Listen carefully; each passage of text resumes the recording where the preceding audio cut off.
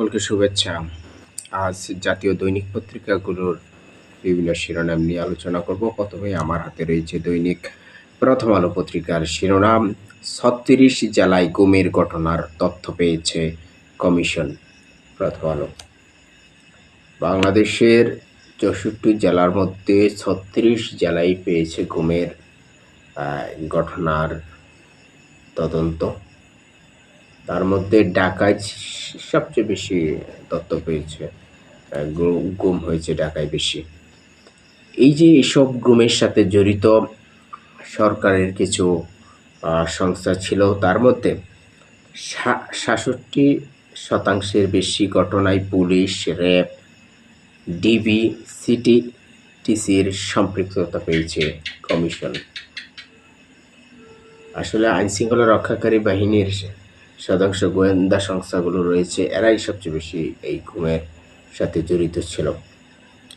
কমিশনের কাছে এই পর্যন্ত ১,৮৫০টি অভিযোগ এসেছে। কমিশন ১,৩৫০টি অভিযোগ যাচাই বাছাই শেষ করেছে। কমিশন দেখেছে যে ১,৪২৭ জন ফিরে এসেছে জীবিত অবস্থায়। কমিশনের তারা ঘটনা বিশ্লেষণ করে দেখেছে ১,৪২৭ জন ফিরে এসেছে।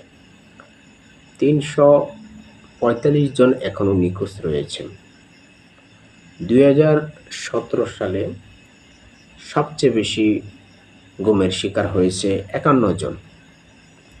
এই যে নৃশংসতা, ভয়াবহতা, নিষ্ঠুরতা, এক একজনের ঘটনা বিশ্লেষণ করলে দেখা যায় যে কত নিদারুণভাবে তাদের উপর নির্যাতন, নিপীড়ন চালানো হয়েছে।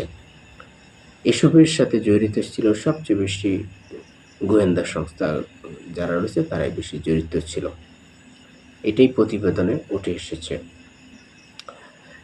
সরকার পক্ষ থেকে এগুলো বই আকারে, গুমের যে ঘটনাগুলো রয়েছে এইগুলো বই আকারে প্রকাশ করা যেতে পারে মানুষের কে জানানোর জন্য, যে দেশে বিদেশে যে এই ঘটনাগুলো তুলে ধরা হোক, যে গত ১৫ বছরের শাসন আমলে কী কী ঘটনা ঘটেছে, গুমের ঘটনায় কারা জড়িত ছিল, কারা নির্যাতনের শিকার হয়েছে, কিভাবে গুম হয়েছে, এইসব বিষয়গুলো একটি বই আকারে উপস্থাপন করলে ভালো হবে।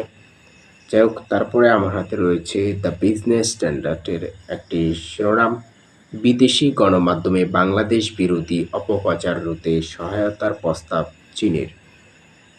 চীন ইতিমধ্যে একটি প্রস্তাব করেছে যে বাংলাদেশে জুলাই গণ অভ্যুত্থানের পরে বিদেশি গণমাধ্যমগুলোতে নানা অপপ্রচার চালানো হচ্ছে বাংলাদেশ নিয়ে। বিশেষ করে ভারতে কিছু গণমাধ্যম রয়েছে, তারা অপপ্রচার চালাচ্ছে, মিথ্যা বানোয়াট সংবাদ প্রচার করছে। এসবে কিভাবে ভূমিকা রাখা যায়, এসবে কিভাবে অপপ্রচার রোধ করা যায়, ওইসব বিষয়ে চীনের অভিজ্ঞতা রয়েছে। সেই অভিজ্ঞতাটুকু বাংলাদেশের সাথে একত্রে কাজ করতে চায়। বাংলাদেশের যে জুলাই গণ অভ্যুত্থানের পরে যে বাংলাদেশ নিয়ে নানা অপপ্রচার দেশ বিদেশে রয়েছে, বিভিন্ন গণমাধ্যম, ফেসবুকে, ইউটিউবে অনেকেই লেখালেখি করছে, এইগুলো কিভাবে রোধ করা যায়। চীন এই ব্যাপারে সহায়তার একটি প্রস্তাব দিয়েছে বাংলাদেশে। তথ্য সম্প্রচার মন্ত্রণালয়ে এইরকম একটা চিঠি তারা পাঠিয়েছে। এটা আসলে চীনের যে অভিজ্ঞতাটা রয়েছে, ওই অভিজ্ঞতাটা যদি বাংলাদেশ কাজে লাগাতে পারে, আশা করি বাংলাদেশ নিয়ে যে বিভ্রান্তিকর তথ্য বিদেশি গণমাধ্যমগুলোতে প্রচার হয় তা রোধ হবে।